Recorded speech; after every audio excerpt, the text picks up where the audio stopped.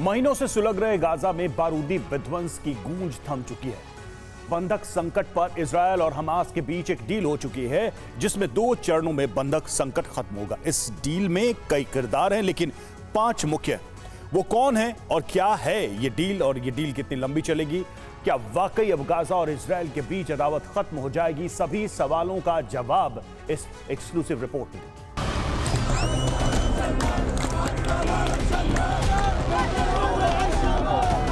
Gaza के ताजा हालात क्या है, इन 3 तस्वीरों से समझा जा सकता है। गाजा में युद्ध विराम के बाद आतिशबाजी करते ये वो लोग हैं जिन पर बारूद बरस रहा था। ट्रकों में भरकर गाजा की तरफ लौटते ये वो लोग हैं जिन्होंने बारूदी तबाही के बाद शरणार्थी कैंपों में शरण ली थी। और अल अक्सा पर लहरा रहा हमास का ये झंडा बता रहा है कि इस युद्ध विराम को हमास की जीत का नाम दिया जा रहा है।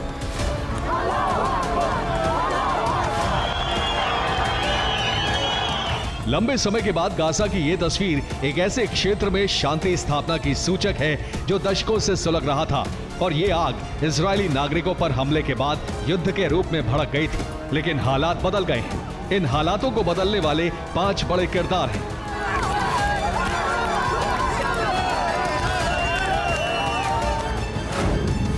इजरायल के प्रधानमंत्री बेंजामिन नेतन्याहू, हमास के नेता खलील अल हया, कतर के प्रधानमंत्री शेख मोहम्मद बिन अब्दुल रहमान बिन जसी अल थानी, अमेरिका के मौजूदा राष्ट्रपति जो बाइडेन और भावी राष्ट्रपति डोनाल्ड ट्रंप।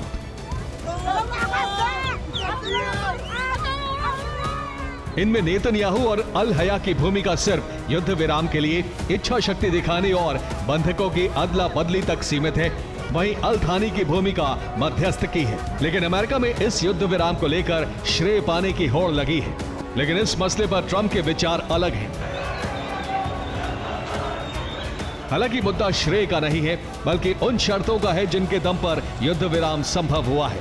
और सवाल है भविष्य में इस मोर्चे पर युद्ध की चिंगारी का, जो हमास के खात्मे तक सुलगती रह सकती है। लेकिन पहले युद्ध विराम कैसे हुआ, ये जान लीजिए।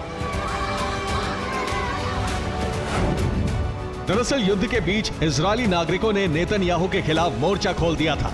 उनका मानना था कि नेतन्याहू बंधकों की रिहाई के लिए नहीं, बल्कि विस्तार के लिए लड़ रहे हैं। युद्ध और भारी प्रदर्शन के दबाव में मोसाद के चीफ बंधकों पर डील पर आगे बढ़े। इस डील में कतर ने अहम भूमिका निभाते हुए हमास और इजरायल को एक मंच दिया, जिसमें बंधक संकट पर एक निष्कर्ष के साथ युद्ध विराम की जमीन बनी। और फिर युद्ध विराम के लिए शर्तें तय की गईं, जिसे 2 चरणों में पूरा होना है। इसमें पहले चरण के तहत 33 बंधकों की रिहाई होगी, जिनमें बच्चे, महिलाएं और महिला सैनिकों समेत 50 वर्ष से ज्यादा आयु के बीमार और घायल शामिल हैं। तो वहीं इजरायल इनके एवज में 1000 कैदियों की रिहाई करेगा, जिन्हें गाजा, कतर और तुर्की भेजा जाएगा। इनमें वो कैदी शामिल नहीं हैं जिन्हें इजरायल ने आतंकवादी घोषित किया है।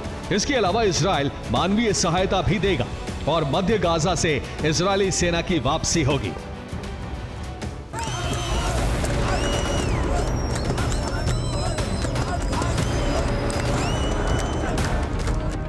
इसके लिए कतर और मिस्र के निगरानी बल 22 दिनों बाद गाजा के निवासियों को उत्तरी पट्टी पर वापस जाने की अनुमति देंगे। और इसके लिए पहले कदम के तौर पर इजरायली सेना ने अपनी उपस्थिति भी घटा दी है। और फिर 43वें दिन से दूसरा चरण शुरू होगा।